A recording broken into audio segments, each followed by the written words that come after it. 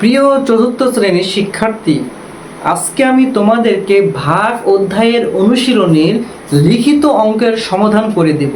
তোমরা যারা ভাগ নিয়ে ভয় পাও আর লিখিত অঙ্ক হলে তো কথাই নেই, একদম তোমরা ভয়ে একদম শেষ হয়ে যাও, তাদের জন্য বলছি তোমরা যদি আজকে এই ক্লাসটি দেখো তাহলে আমি তোমাদের লিখিত অঙ্ক সব কিছু একদম পানি পানি করে দেব।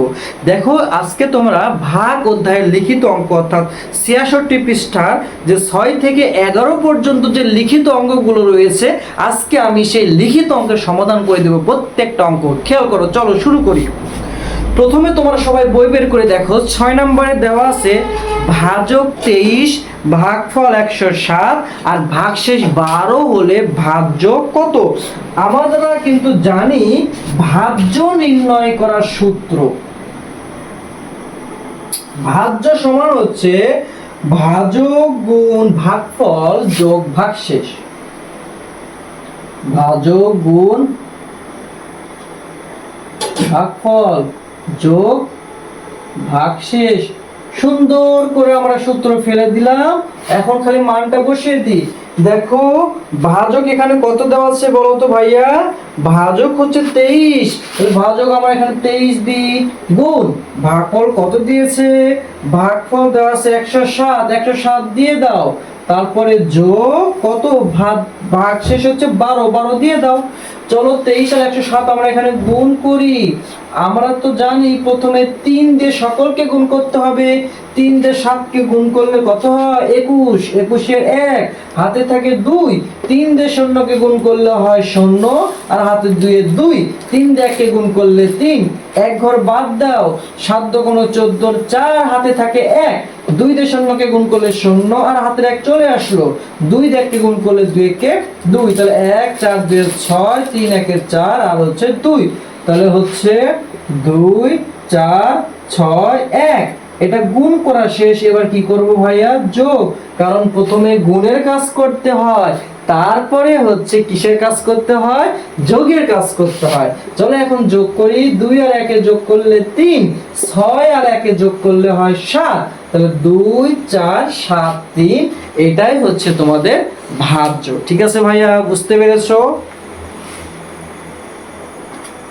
এরপরে দেখো ভাইয়া, চলো আমরা খেয়াল করি।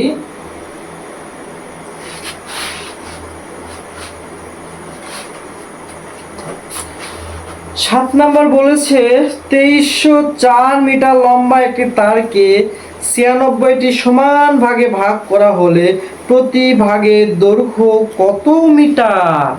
প্রতি ভাগ অর্থাৎ এক ভাগের দৈর্ঘ্য, অর্থাৎ 2304 মিটার লম্বা এটাকে 96টা ভাগ করবে, তার মানে বলেছে 96 ভাগ সমান 2304 মিটার। 96 ভাগের দৈর্ঘ্য সমান 2304। আচ্ছা 2304 মিটার আমি কেন লিখলাম? কারণ আমাকে প্রশ্নে বের করতে বলেছে প্রতি ভাগের দৈর্ঘ্য কত মিটার, আর যেটা বের করতে বলবে সেটা হচ্ছে ডান দিকে লিখতে হবে, এই জন্য আমরা এই 2304 মিটারকে ডান দিকে লিখলাম। অতএব এক ভাগের দৈর্ঘ্য বলতো 96 ভাগের দৈর্ঘ্য যা হবে, এক ভাগের দৈর্ঘ্য তার থেকে কম নাকি বেশি হবে? অবশ্যই এক ভাগের দৈর্ঘ্য হচ্ছে কম হবে, আর কম হলেই এটা আমাদেরকে কি করতে হবে? ভাগ করতে হবে। 2304 ভাগ 96, চলো আমরা কি করব? ভাগ করি।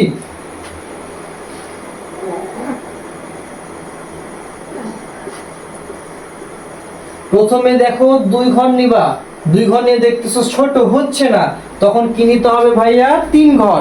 যেখানে যে কয়টা ঘর আছে তখন সেই কয়টা ঘর নিতে হয়। যদি সেই কয়টা ঘরের মধ্যে ভাগ করা না যায় তাহলে তার পরবর্তী একটা ঘর বাড়িয়ে নিতে হয়, তারপরেও যদি ভাগ না যায় আরো একটি ঘর বাড়িয়ে নিতে হয়। যেহেতু আমাদের 3টা ঘরের মধ্যে ভাগ করা যাচ্ছে, তাহলে আমরা কি করব? 3টা ঘরের মধ্যে ভাগ করব। চলো কত দিয়ে যায়?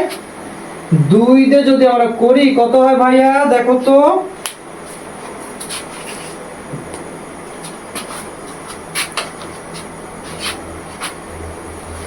6 দুগুণ 12, 2 হাতে থাকে কত ভাইয়া? 1, 9 দুগুণ 18 আর 1 19, মার্কারের সমস্যা। সেগুলো তো মার্কার নিয়ে এসে ওরা কি দেয়? দেখো তাহলে কত হয়, 192। চলো বিয়োগ করি, 230 বিয়োগ 192 কত হয়? 10 থেকে 2 বাদ দিলে 8, হাতে 1 চলে আসলো, 10 হলো। 3 থেকে 10 বাদ দিলে 3। এবার হচ্ছে ভাইয়া কত নামাবে বলো তো? 4 কেটে নামাও। তাহলে এবার কত ভাগ যায়? 384 ভাগ 96। এবার যদি 4 বার দাও তাহলে 384 মিলে যাবে। উত্তর হবে কত ভাইয়া? 24 মিটার। এটাই হচ্ছে তোমাদের উত্তর। ঠিক আছে, চলো এরপরে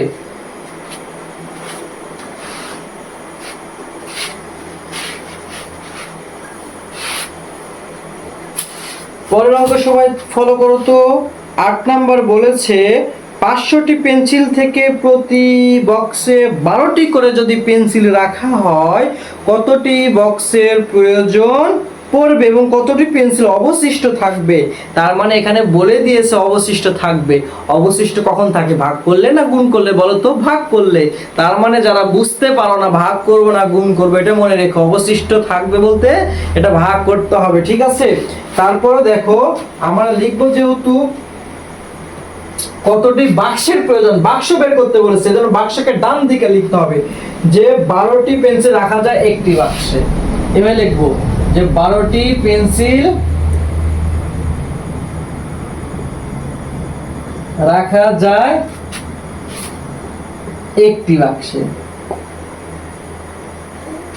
অতএব 500টি পেন্সিল, কতটি?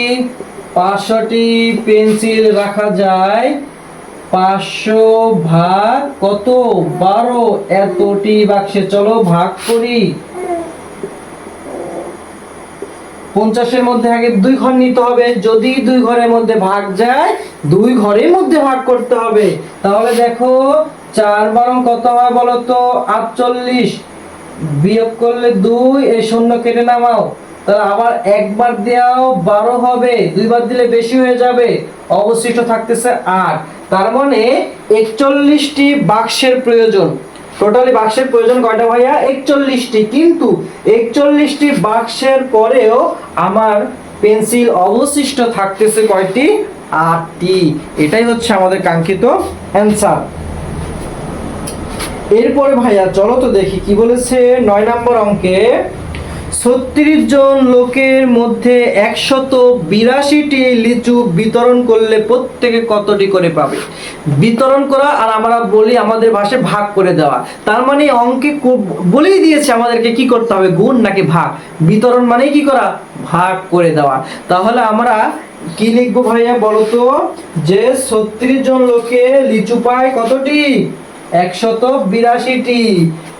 কারণ আমাদেরকে পরিমাণ বের করতে বলেছে যে কত জনের মধ্যে ভাগ করে দেওয়া যাবে, এটা বলেছে। হ্যাঁ না, প্রত্যেকে কতটি করে পাবে বলেছে, প্রত্যেকে কতটি করে পাবে। তাহলে লিখতে হবে এইভাবে যে 36 জন লোকে পায়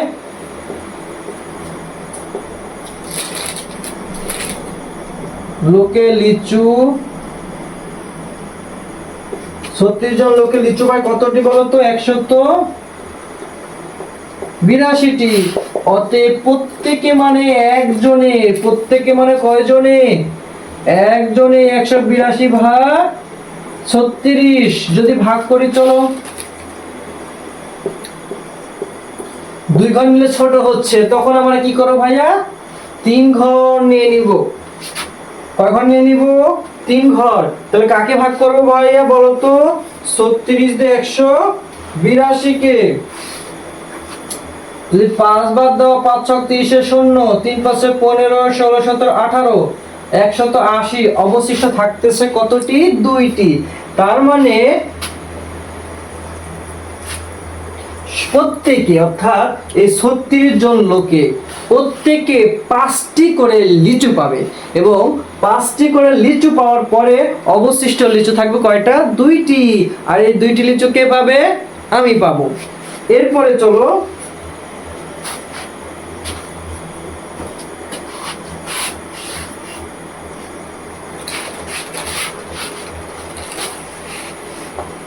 দেখো ভাইয়া পরের অঙ্ক 10 নম্বর বলেছে 15টি খাতার দাম 975 টাকা হলে 30টি খাতার দাম কত? আচ্ছা ভাইয়া, তোমাকে যে 30টি খাতার দাম বের করতে বললো, এই 30টি খাতার দাম বের করার পূর্বে তোমাকে আগে জানতে হবে যে একটি খাতার দাম কত।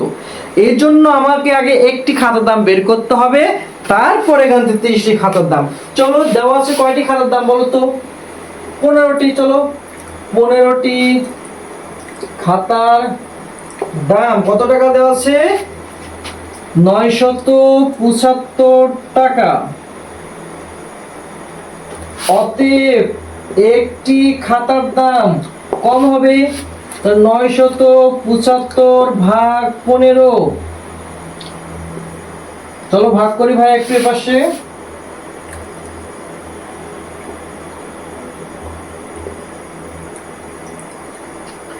যদি আমরা দেখো 6 বাদ দিয়ে দিই 90, 7 75, 7 বাদ দিই, সরি 7 বার 9, 5 15 75, ঠিক আছে? তাহলে কতটি ভাইয়া বলো তো কত টাকা? একটা খাতার দাম হচ্ছে 65 টাকা। একটা খাতার দাম কত টাকা? 65 টাকা। এবার কিন্তু তোমরা বের করতে পারবা, যেহেতু একটা খাতার দাম 65 টাকা দেওয়া আছে, তাহলে অতএব 30টি খাতার দাম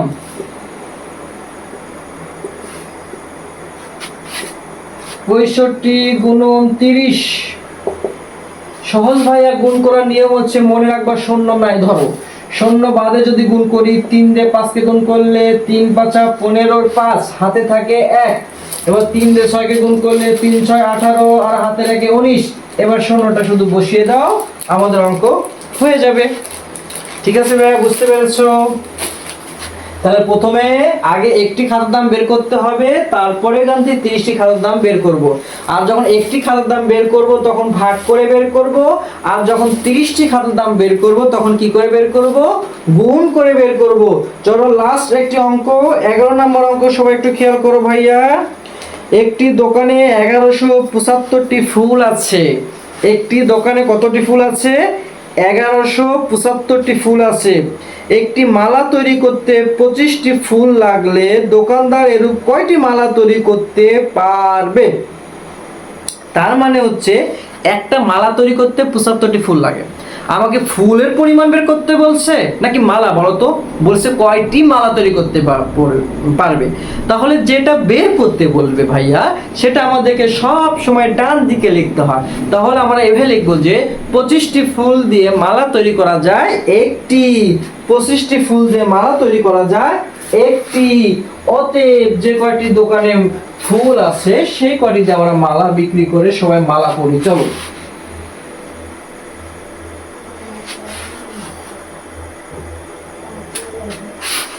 পঁচিশটি ফুল দিয়ে মালা তৈরি হয়। কয়টি মালা তৈরি হয়? একটি, তাই না? অতএব কত বলেছে? 1175। ডট ডট দিলাম, ঠিক আছে ভাইয়া? ভাগ 25। চলো এতটি এখন ভাগ করি আমরা।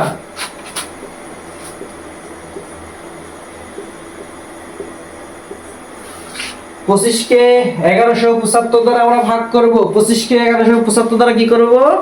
ভাগ করি। চলো ভাগ করলে কত হয়? প্রথমে কয় ঘর নিতে হবে ভাইয়া? 3 ঘর নিতে হবে। কেন? 2 ঘর নিলে ছোট হবে, সেক্ষেত্রে আমরা 3 ঘর নিব।